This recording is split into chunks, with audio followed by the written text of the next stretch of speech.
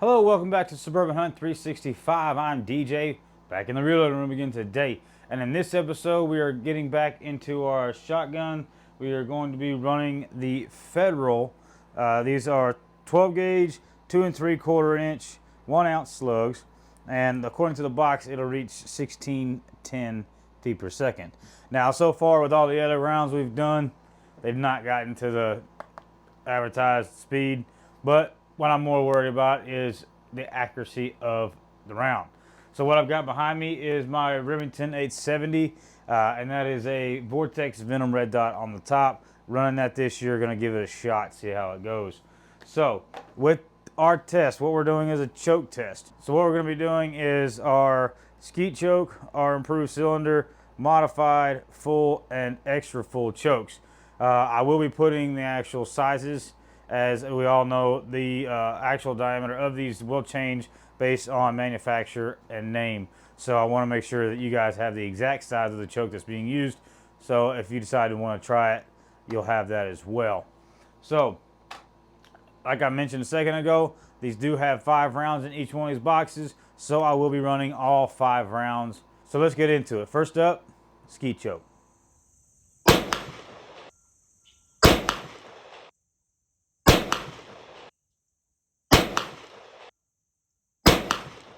All right, that one came in at a 4.5 inch group. Our velocities, as I mentioned before, are not 1610. Now they are quite a bit faster. We'll look at it here in a little while than some of the other slugs that are out there, but it's not getting that 1610 as advertised. So again, we're looking at a 4.5 inch group. What we've seen across the board, 4.5 isn't awesome, but it's not terrible. I've seen a lot worse, that's for sure. So let's keep moving. Let's go ahead and let's get into the improved cylinder.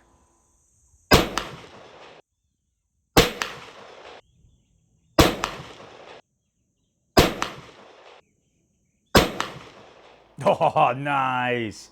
All right, that group came in at 2 1/8, but you're like me, you're like, DJ, where'd that last round go? I heard it go bang, but nothing moved. I'll play it really slow for you here. If you look at that left-hand side, that second from the top, you'll see that paper just gets hit. I mean, it hit the exact same hole. It's right there. That is absolutely incredible. So that gave us a 2 1/8 group.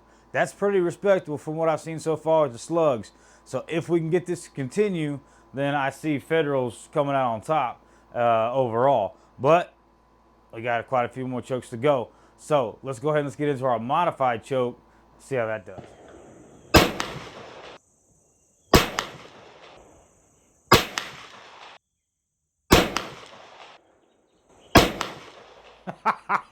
Holy crap, this one was even harder. Okay, yet again, that last shot, where did it go? This one I had to actually go back. Now this one I'm actually gonna kind of play back and forth for you here for a second. Check this out.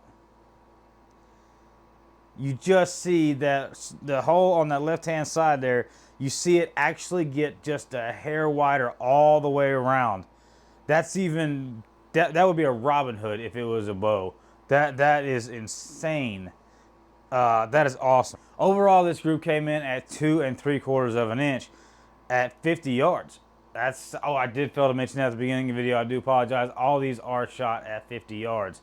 No way in the world I'm slinging 100 yards with a shotgun. That's just, to me, silly. But we are at 50 yards. So, but getting back to this, 2 3/4, and one of those was right on top of another one. It wasn't right back to back, but it's still 2 3/4 inch group is pretty good for these Federals. Pretty good for slugs, rifle slugs in my opinion. So let's keep going. Let's get into our full choke.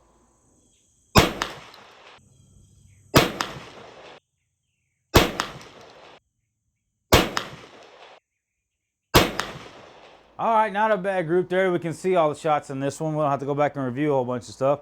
But this one came in at 3 1/4 inch, which isn't terrible if you can get that deer in 50 yards. I mean, 3.5 inches, you could make that work. So looking pretty good for the Federals, guys. I'd be really curious to see what the average is once we get over to our spreadsheet here in just a second. But before we do that, we got one more left to go, and that is the extra full. Let's see how that goes.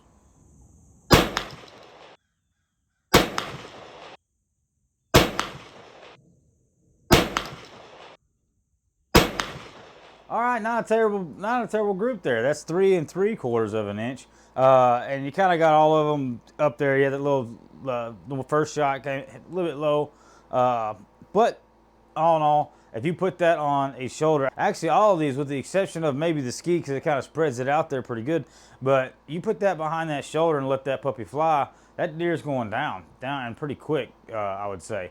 So.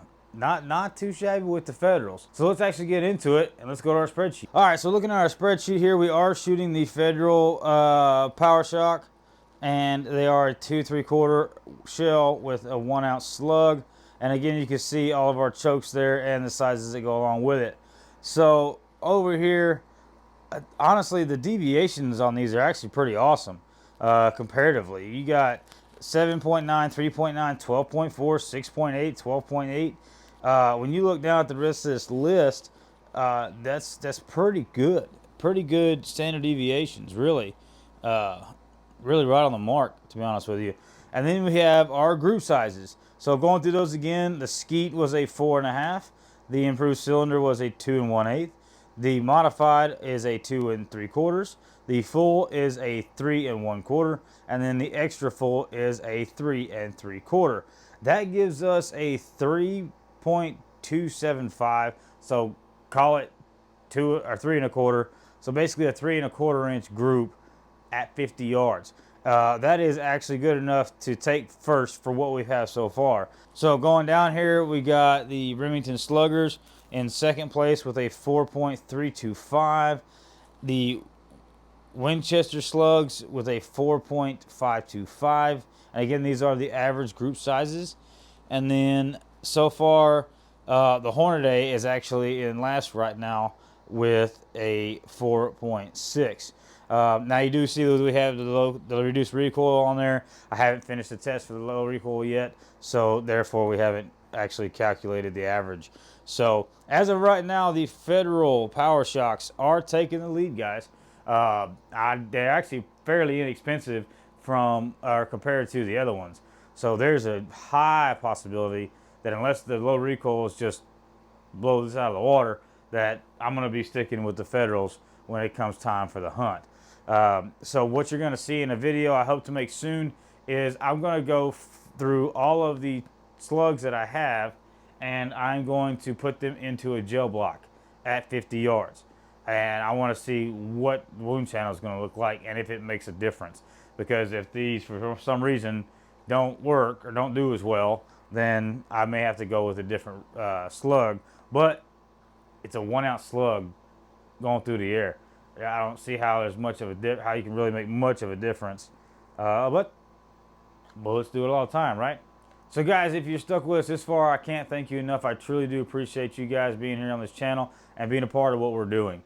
So guys, if you haven't already, please do us a huge favor. Hit that subscribe button. That really helps out the channel. Hit that like button. And as I always say, comments, comments, comments. Let me know what you think down below. This test, what you want to see. What are your experiences? Have you had any luck hunting with slugs? I have actually had one, and I probably told the story a bunch of times on here, but there was one time, and it was probably about 10, 11 years ago, back when we hunted a nursery in Nashville, and I got lucky with one. That sucker ran for like 100 yards. I mean, it was a nice behind the shoulder shot, went through, hole was the same size in it was out, and or vice versa, it was the same size out as it was in. But yeah, that dude ran for like 100 yards, went across the creek, and I had to drag him all the way across the creek. It was a pain in the butt. It worked, it did its job, but that massive thing just hole punched him, just absolutely hole punched him. So again, guys, thank you guys for sticking with us. I'm DJ, Suburban Hunt 365. Catch you guys on the next one.